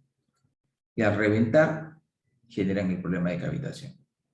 El problema con la cavitación siempre es el mismo. Uno, daña la estructura, y dos, reduce la eficiencia de las máquinas. Reduce la eficiencia del sistema. Si es una bomba, reduce la eficiencia de la bomba. Si es una tubería, reduce la eficiencia y puede dañar la estructura. La genera en esa zona, ya que se hace más rugoso, genera una pérdida adicional de energía.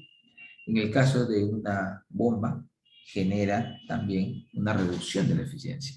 Y a medida que se agrava, en el caso de las bombas, la presencia o la ocurrencia de cavitación y el daño a las piezas de la bomba, a medida que se agrava el daño, entonces se va agravando, se va reduciendo también la energía, la eficiencia de esta bomba. Entonces es muy característico, eso no quiere decir que la bomba no sirva. No, no, no, no. Lo que quiere decir es que uno, cuando trabaja con bombas centrífugas, tiene que tener en cuenta, uno, que va a ocurrir ese fenómeno. Dos, los caudales y las presiones recomendables con las cuales se va a tener que trabajar para evitar que se presente el fenómeno. Entonces, con eso controlado, controlas la cavitación, que no va a desaparecer, va a seguir existiendo, pero a niveles pequeños, a niveles que no van a afectar la eficiencia, a niveles que si bien van a empezar a dañar poco a poco las piezas de la bomba, no va a ser en un mes, no va a ser en un año, sino va a demorar mucho más. Entonces, va a haber, digamos, eh, una justificación entre costo-beneficio suficiente para poder trabajar con bombas centrífugas. Lo único que hay que tener en este caso, como dije, es tener bien claro cuáles son los problemas que puede tener y qué previsiones hay que tomar para evitar que esto ocurra. Después hay bombas de flujo axial y bombas mixtas. Básicamente los dos grandes grupos que tenemos son las bombas centrífugas y las bombas de flujo axial, como ustedes pueden ver. Y esto que se conoce como bombas mixtas son combinaciones de los dos sistemas, en donde tú tienes, acá ustedes pueden ver, por ejemplo, en este gráfico inferior, lo que es la bomba axial, lo que es la bomba centrífugas en varias digamos, dimensiones. Y esto es una bomba mixta. Es una combinación de ambos. Es una combinación de ambos criterios. La bomba de flujo axial es, como dice aquí, como está indicado aquí, es casi paralela a la línea central de la máquina. El flujo es casi paralelo a la trayectoria de la máquina. Entonces, si tú tienes por aquí, por ejemplo, el ingreso y la salida, ingreso, salida, o viceversa, ingreso, salida, es casi paralelo a ese eje de la máquina. El flujo es paralelo a ese eje. En este caso no, ¿no? El flujo entra por aquí, rota para ganar impulso y sale por arriba. Es diferente. Es diferente. Ahora, aparte de eso, ustedes van al mercado, van a encontrar diferentes combinaciones, ¿no? Bombas sumergibles, bomba tal, bomba tal. Al final ustedes dicen, ¿cuáles son las bombas que yo tengo que comprar? Depende de tu requerimiento, ¿no? Las bombas sumergibles usualmente son las que van a estar permanentemente hundidas, sumergidas en el fluido. Recomendables, por ejemplo, cuando tienes pozos. En un pozo metes la bomba sumergible. Las bombas sumergibles usualmente son como alargadas, como una varilla grande que meten, ¿no? Obviamente que dentro de esa varilla, estoy diciendo yo, está toda la estructura de la bomba que permite hacer la succión y la impulsión. Y así, y cada una de las bombas tiene una potencia definida, un determinado HP, ¿no? Una determinada cantidad de caballos de fuerza con la que puede trabajar. Entonces, ahorita todo esto es muy estandarizado, es muy fácil de trabajar con bombas. Necesito una bomba de tantos HP, listo. ¿De dónde saca los HP que necesitas? Ecuación de la energía, analizas tu sistema, pum, listo, se acabó el asunto. No hay más que hacer. Eso es todo lo que hay que hacer. Bueno, este es un esquema que nos muestra rápidamente justamente esa relación de la ecuación de energía cuando tenemos una bomba dentro del sistema. En este caso se muestran dos tanques, un tanque M con una presión P sub 0 y un tanque N con una presión en 3. Entre ambos hay una bomba. La bomba permite impulsar el agua desde el punto del reservorio M hasta el reservorio N. Entonces, aquí para resolver el sistema, lo único que hay que hacer es aplicar la ecuación de energía. ¿Qué es lo que dice la ecuación de energía para empezar? Recuerden que la ecuación de energía dice lo siguiente.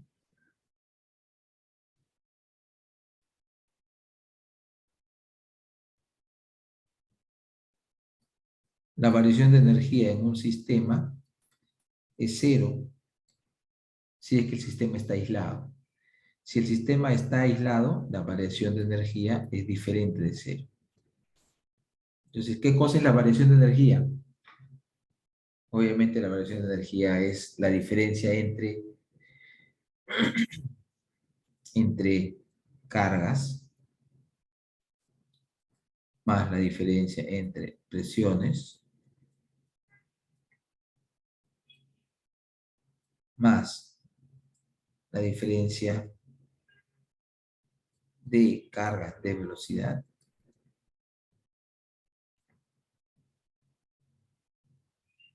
es un delta más la suma de pérdidas por fusión o lo que sea, considerando que el flujo es uniforme. Si el flujo fuera no uniforme, ¿qué tendríamos que hacer? Vaya, tendríamos que pensar en incluir también un elemento eh, de corrección, es decir, hacer una corrección incluyendo el coeficiente de Coriolis correspondiente. Coeficiente de Coriolis debido a la pérdida, perdón, debido a la no uniformidad del flujo. Ustedes ya recordarán esos conceptos de fluidos 1, pero en este caso, usualmente para fines de diseño, nuevamente se asume que el flujo es uniforme. Entonces aquí ustedes tienen un resumen de eso de ahí, ¿no? Como ustedes pueden ver, esto es básicamente la ecuación de la energía. Aquí tienen HS más HI, este es el desnivel entre los dos puntos. Acá está el delta de Z. Esto de acá es el delta de Z. Ahí está. Perfecto. P sub 3 menos P sub 0 es la diferencia de cargas de presión. Acá está. Tenemos dos términos. La diferencia de cargas de velocidad. En este caso, el primer tanque tiene una superficie libre, expuesta a la presión atmosférica. ¿Por qué digo expuesta a la presión atmosférica? Porque usualmente esta presión P sub 0, esta notación se utiliza para presión atmosférica. Acá tengo presión atmosférica, o sea, velocidad de descenso 0, y acá tengo una presión C, una presión 3, perdón, distinta. Y acá hay un chorro que está ingresando. Entonces, si aquí el chorro está ingresando, ingresa con una velocidad. Entonces, aquí tengo una velocidad. Es diferente acá. Acá no hay velocidad de descenso. 0. Acá hay velocidad de ingreso. Ahí está la velocidad de ingreso. Ojo, que se está evaluando aquí, al final de la tubería. Velocidad de ingreso. Si esto fuera un reservorio también cerrado, entonces uno podría asumir que la velocidad de ascenso es 0 o cercano a 0. Pero no. Recuerden cómo, fíjense en este detalle y fíjense qué pasaría si es que esto estuviera acá, ¿no? Y acá estuviera el punto 3. Cambiaría, ¿verdad? Cambiaría. Entonces, esto es una referencia para este tipo de esquema. No quieren aplicarlo como una fórmula general que aplica a todo. No, no, no. Y aquí le agregamos las pérdidas de carga que hay a lo largo de toda la conducción, ¿no? Acá puede haber de repente un codo. ¿Qué más tenemos por aquí? Podría haber...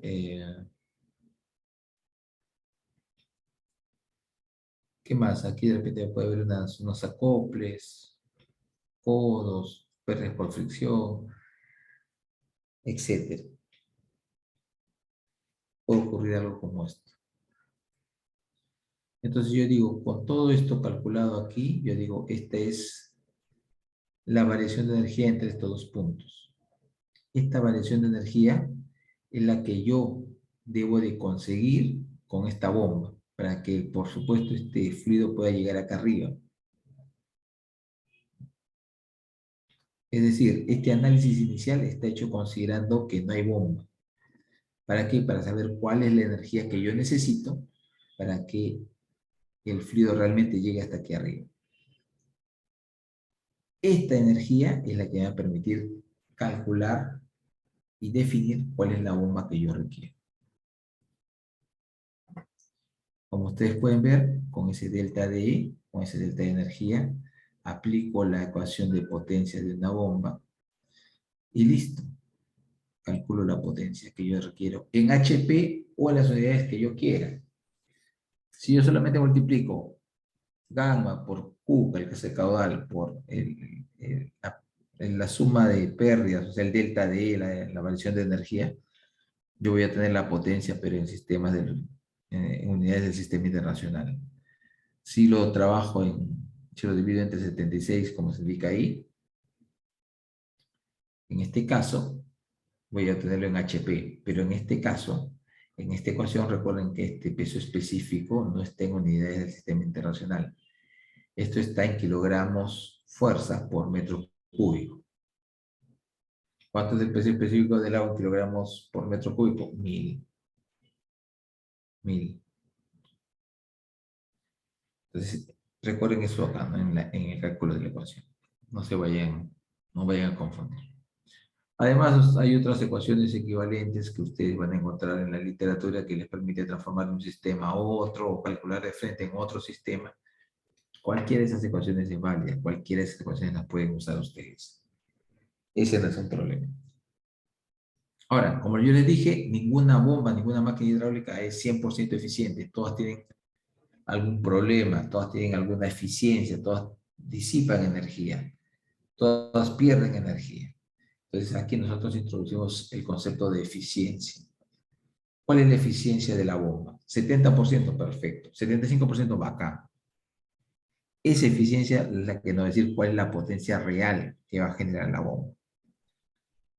Entonces, ¿cómo calculamos o cómo hacemos uso de la eficiencia? Simplemente lo que hacemos es, en este caso, introducimos la eficiencia a esta ecuación antes planteada, dividiendo esta eficiencia es nuevamente un porcentaje que va entre 0 y 1. Un porcentaje que va entre 0 y 1. Por ejemplo, si la potencia de una turbina fuera del 70%, yo diría, ok, ¿cuánto es la potencia bruta, digamos? Vamos a decir que sea 100 megawatts. Perfecto. Entonces, ¿cuánto sería la potencia neta? Considerando la eficiencia sería 0.7%. Y eso sería 70 megawatts. Eso es en el caso de una turbina. En el caso de una bomba, no se multiplica la eficiencia, sino que se divide, como pueden ver aquí. Entonces ustedes dirían, si la potencia que yo necesito en mi bomba, que yo necesito en el sistema que ustedes han visto que se obtuvo haciendo aplicación de la ecuación de la energía, es de 100 watts y las bombas tienen una eficiencia del 70%, ¿cuál debe ser la potencia nominal que tiene que tener mi bomba? 100 entre 0.7. Por 1000 entre 7 sería casi 150, ¿no? Vamos a poner 145. 145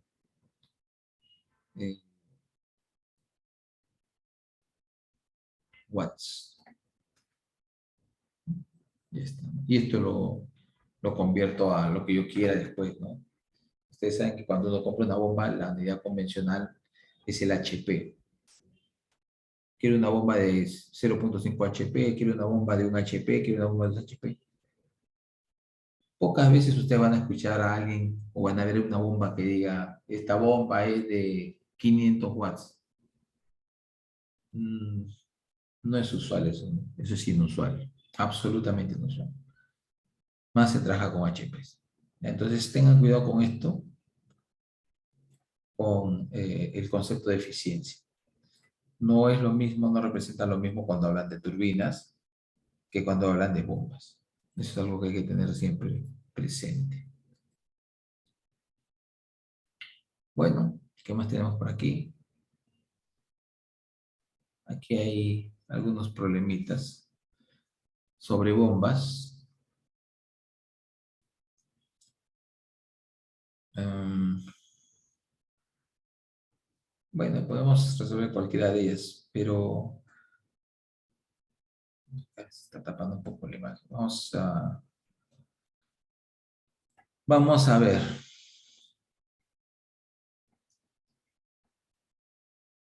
Está muy arriba. Ya está. Por ejemplo, acá dice, de acuerdo a la figura, ¿qué potencia debe tener la bomba para elevar 70 litros por segundo?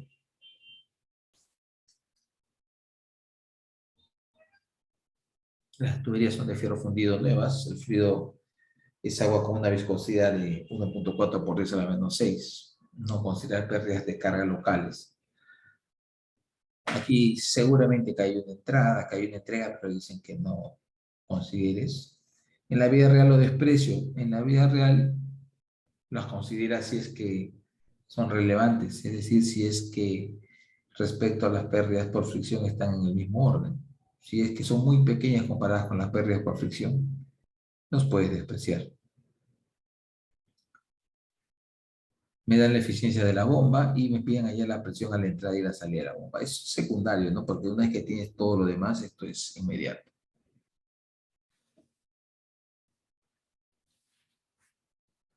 Bueno, este problema me parece, me da la impresión que es muy sencillo. Primero me están dando ya el caudal, 70 litros por segundo, eso sería 0.07 metros cúbicos por... Se me ubica la mano.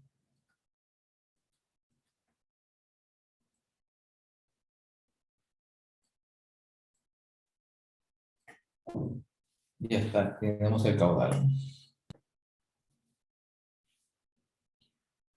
El fluido es agua con viscosidad, bueno, me dan todo acá esos detalles. Y bueno, tengo acá el desnivel.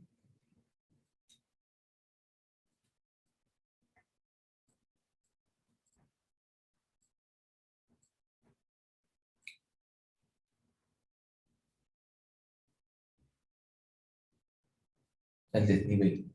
Ok. Entonces, fíjense, ¿eh? Yo podría decir, a ver, ¿qué pasa si a esta bomba, hacia el ojo nomás, a 30 metros? O sea, ya esto es 30 metros, ya, perfecto. Entonces yo podría decir, acá le añado 30 metros. Pues si le añado 30 metros, ¿cuál sería la carga acá? 33. Ya, pues puedo desplazarla hacia acá. No, no se puede. ¿Por qué? Porque si hago eso, si yo le elevo acá 30 metros, llega hasta acá, al conducir el fluido por la tubería va a haber pérdidas por fricción. Entonces tampoco voy a poder llegar a este segundo reservorio. El agua no va a llegar al reservorio porque va a haber pérdidas por fricción. Entonces no puedo hacer esto, ¿no? ¿Qué tengo que hacer? Calcular cuál es la diferencia de energías, como habíamos mostrado anteriormente. Diferencia de energías. Dijimos que era igual a la diferencia de cotas, más la diferencia de cargas de presión.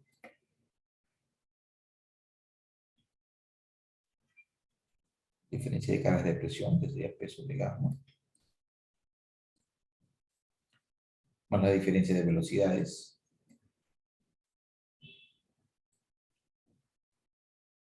Más la sumatoria de pérdidas. Que en este caso solamente es la pérdida por fricción, porque me dicen que no considere nada más.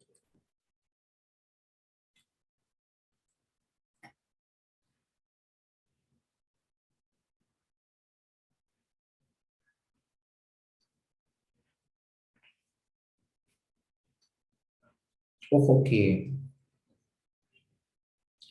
las tuberías están cambiando de diámetro. Entonces uno podría pensar de que, bueno, si hay cambio de diámetro, acá hay una contracción. Pero no, porque ahí hay una bomba, y la bomba, como ustedes sabrán, las bombas pueden tener, dependiendo del modelo, diferentes diámetros, la entrada de la salida. Entonces, eso no es medio problema. O sea, ahí no es necesario considerar pérdida adicional.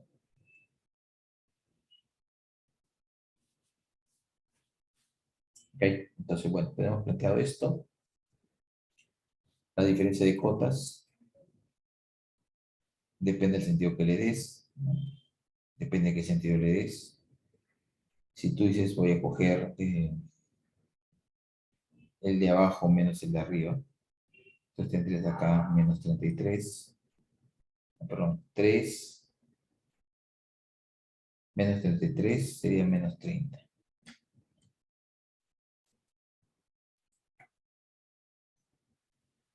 Más la diferencia de presiones. Si cogemos los puntos sobre la superficie, la diferencia de presiones sería cero. La diferencia de velocidades sería cero. Acá tendría la pérdida de carga por fricción. La pérdida de carga por fricción sería F por L de B cuadrado sobre 2G, ¿no? F por L sobre D B cuadrado sobre 2G. Tengo el caudal, tengo el diámetro, tengo la velocidad. Tengo longitud, F sale con B, D, viscosidad conocida. Me están diciendo acá que las tuberías son de ferro fundido, entonces no hay problema. Esto va a salir de frente al F. Pero como son dos tramos de diferente diámetro, acá voy a coger un F1, longitud 1, diámetro 1. Voy a tener aquí un F2, L2, diámetro 2, velocidad 2 al cuadrado,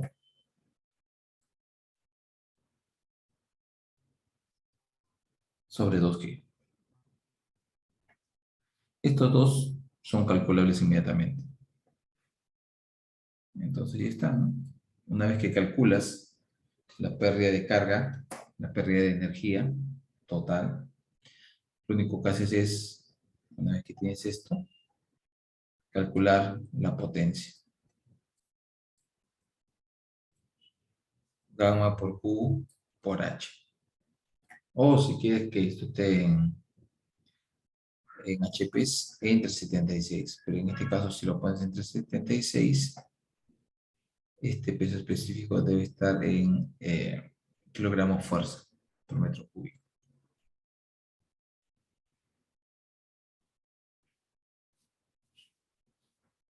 Como aquí les están dando una viscosidad, con eso trabajan. Peso específico no les están dando ninguna información de temperatura para poderlo estimar, pues pueden asumir valores estándar, ¿no?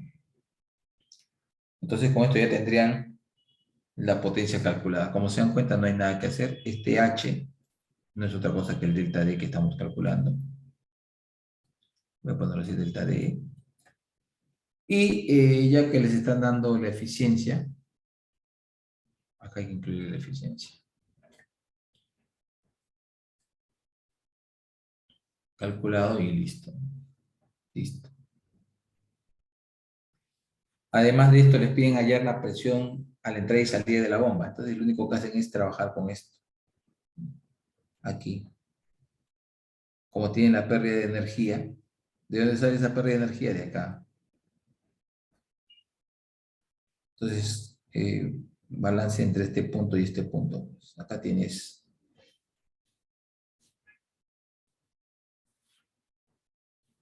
3, cota 3, velocidad 0, presión 0. Y este punto, que tiene cota 0, la presión la vas a calcular, la velocidad es conocida, la pérdida de carga es conocida, entonces ya está. Calcula la presión entre 3 y el punto antes de la bomba. Es fácil. Entonces, esto aquí está calculado en la segunda parte. Bien. Agarras y dices Z sub 0, B sub 0 sobre gamma, más B sub 0 cuadrado sobre 2G,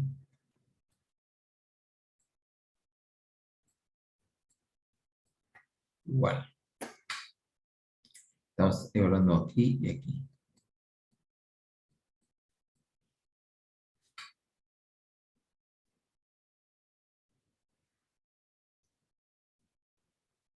Vamos a poner Z sub. Vamos a poner aquí un nombre para que sea A, pues ya, que sea Z sub A, más P sub A,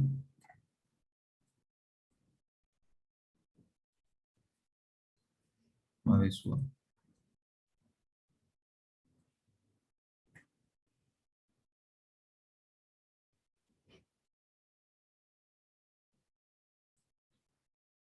Más la pérdida de carga. 1. Entonces ahí nomás se dan cuenta ustedes, ¿no? Ya eso está calculado. Esto ya está calculado. Aquí arriba la cuota es 3, la presión es 0, velocidad 0, aquí arriba. En este punto, la cuota es 0, 0. La presión en A es desconocida, la velocidad en E es conocida porque es la velocidad dentro de esta tubería y eso se calculaba aquí arriba. O si no, mejor dicho, tú tienes el caudal, tienes el diámetro, caudal entre diámetro velocidad. Y acá la pérdida de carga 1 se calculó también en esta primera parte, se lo puedes reemplazar. Entonces de aquí inmediatamente sale cuánto es P sub A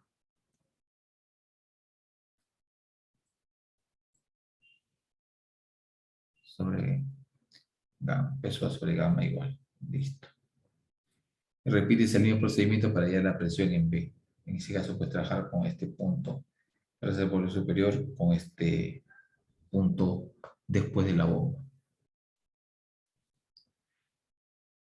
No es complicado, solamente hay que calcular. Solamente hay que calcular eso. ¿Ok? ¿Alguna pregunta ahí?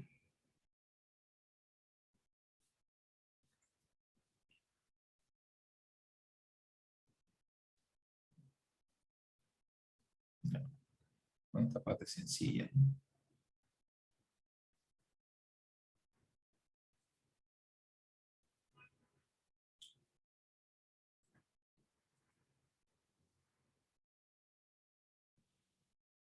Bueno, vamos a ver esto que ya es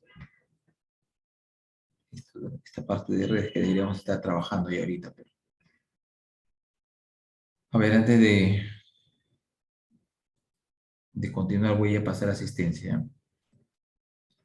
Por favor, presten atención.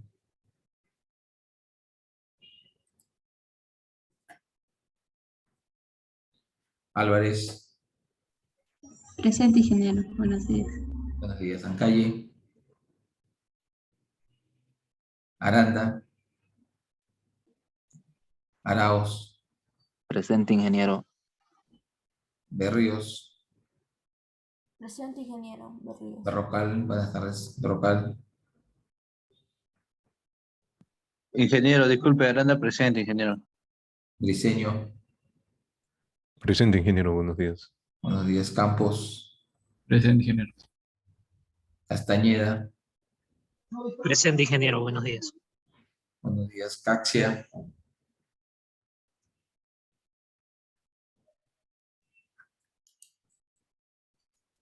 Chagua. Presente, ingeniero. Coica. Córdoba.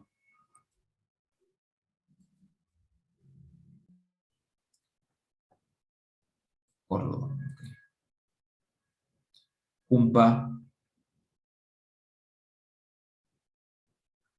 Enríquez. Presente, ingeniero. Erazo. Presente, ingeniero. Farro. Presente, ingeniero. Buenos días. Buenos días. García. Presente, ingeniero. Buenos días. Buenos días. Garfias. Bueno, me he hecho presente ahí. Gómez. Presente, ingeniero. Buenos días. Buenos días. Guzmán. Guamán, Presente, ingeniero, buenos días.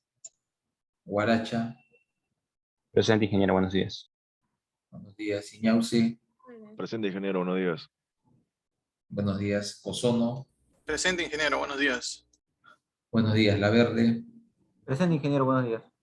buenos días. Yactahuamán, Presente, profesor. López, Buenos días, ingeniero. Mamani, Presente, ingeniero. Buenos días. buenos días. Montoro, Presente, ingeniero. Buenos días. buenos días. Nina, Presente, ingeniero, buenos días. buenos días. Pérez, Presente, profesor. Buenas tardes. Buenos días. buenos días. Quiñones, Quiñones, presente, ingeniero, buenos días. buenos días. Rivera, Presente, ingeniero, Rivera. ya. Salazar, Presente, ingeniero. Buenos días. buenos días. Santa Cruz, Presente, ingeniero. Buenos días. buenos días. Silva, Presente, ingeniero. Buenos días, Silva. buenos días. Soria, Presente, ingeniero. Buenos días. buenos días. Tito, Presente, ingeniero. Buenos días. buenos días. Illanes,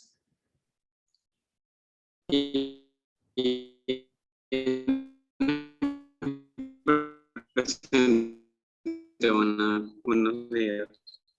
Ingeniero, disculpe, Ancalle presente. Buenos días. Ancaya, a ver, buenos días. ¿Ya alguien más que Aranda, ingeniero, buenos días. haya estado almorzando mientras pasamos lista? ¿Alguien más? Cumpa, Pero ingeniero, calla. presente. ¿Quién? Cumpa. Cumpa. Cumpa ya. ¿Alguien más? Están con falta de Berrocal, Caxia, Coica, Guzmán y nadie más. Nadie más, no, ya listo. Cerramos entonces la lista. Ya. Muy bien. A ver.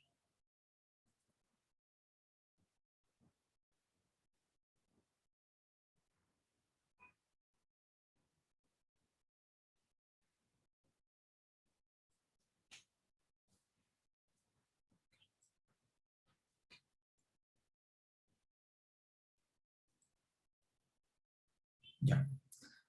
Listo. Bueno, estamos ya prácticamente en la hora. Para este día viernes, tenemos proyectada una práctica calificada. Pero no sé cómo está con...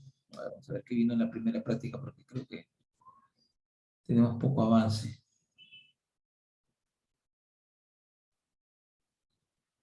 A ver, práctica calificada, ¿dónde está?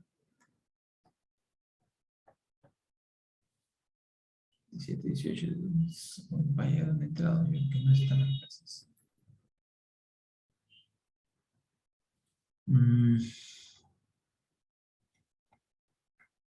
Formato, práctica 1, aquí está.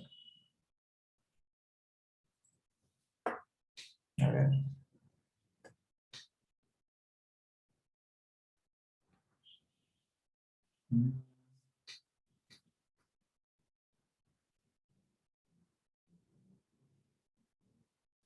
Ah, ya, está bien, está bien.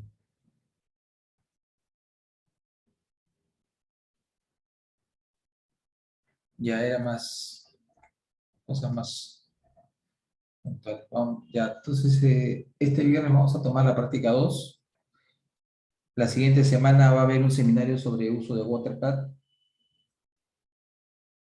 Y si ustedes tienen el programa en buena hora, si no tienen el programa, de una vez sugiero que lo vayan descargando y lo vayan instalando para que ya lo tengan listo para la próxima semana.